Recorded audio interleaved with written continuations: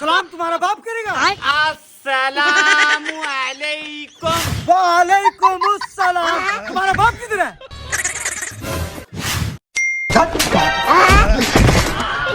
अबे साले कैसे बदतमीज लौंडे तेरे, अपने फूफा जी को सलाम तो करते नहीं। हाँ बदतमीज तो है, मुझे भी नहीं करते। और उससे बड़ा बदतमीज है तो कुछ जो अभी तक नाश्ता नहीं लगवाया। अबे मरवाओगे क्या? अपने फूफा जी के लिए नाश्ता ले आओ। देखा साले साहब या फिर सलाम नहीं कर रहे।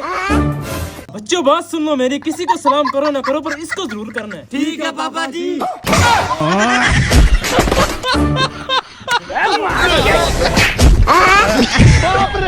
अस्सलामु अलैकुम। अब ठीक है फूफा जी। अस्सलामु अलैकुम। खत्म।